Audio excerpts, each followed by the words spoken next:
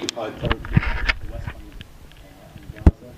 reading about the educational situation of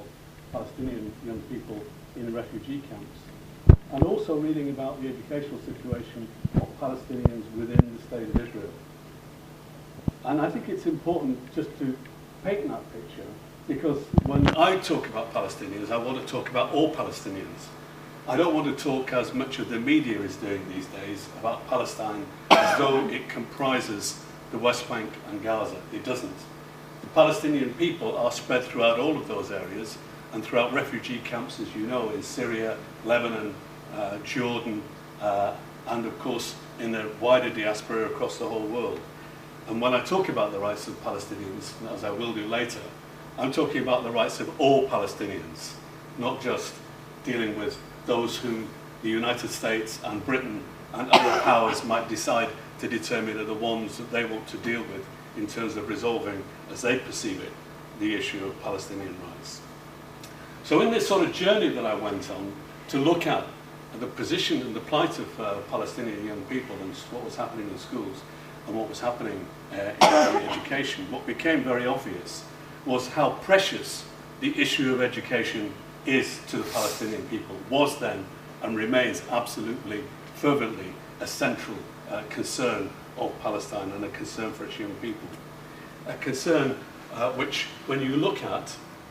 what happens, for example, to take the West Bank as one area, the checkpoints, the wall, the daily oppression and so on, preventing students getting to their universities, travelling even just a few kilometres from one area to another to get to study. This meeting tonight, for example, were it taking place in Palestine, would almost certainly be perhaps half or even less of the attendance that it is this evening, because people would not, quite simply would not have been able to get here. Tomorrow morning, or some of you I'm sure, will be anticipating getting up and going to lectures in the morning. It's a pretty straightforward activity. That's not the case if you're a Palestinian young person, if you are going to attend lectures, if you're going to a university like Al-Najjar in Nablus, or you're going to Berzait, or you're going to university in Ramallah, or if you're going to any of the other universities, particularly in the West Bank, you will face this problem of checkpoints, of harassment and so on.